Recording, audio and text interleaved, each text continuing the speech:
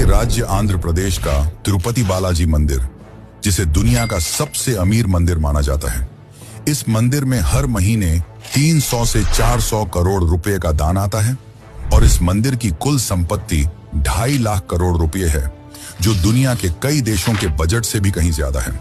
मंदिर के पास 11 टन से अधिक सोना जमा है, जिसमें 1000 किलोग्राम का स्वर्ण मुकुट, 2.5 टन का सोने का कवच और हजारों सोने के आभूषण शामिल हैं।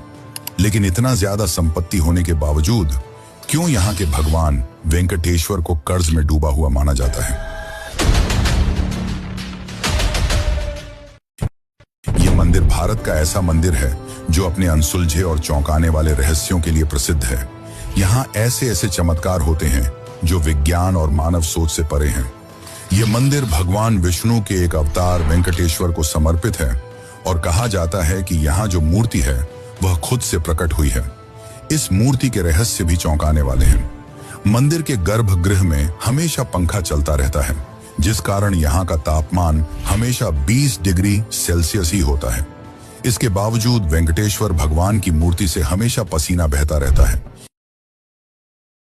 मूर्ति को चंदन के लेप से नहलाया जाता है तो इसकी छाती पर माता लक्ष्मी की आकृति दिखती है।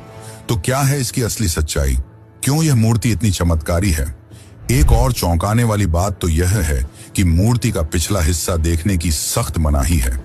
माना जाता है कि इसके पीछे से गुप्त सुरंगें हैं। 1937 में एक युवा पुजारी रामानुजाचार्य इस मूर्ति के पीछे गए और वहां उन्होंने जो देखा वह हैरान करने वाला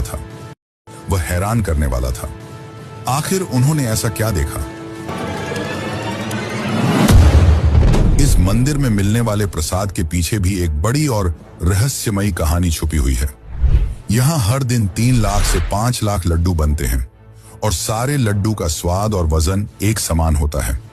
परंतु उससे भी ज्यादा चौंकाने वाली बात तो यह है कि इस मंदिर में इस्तेमाल होने वाली सारी चीजें एक रहस्यमयी गांव से आती हैं, जो कि इस मंदिर से 23 किलोमीटर दूर है।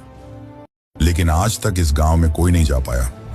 आखिर इसके पीछे क्या रहस्य है?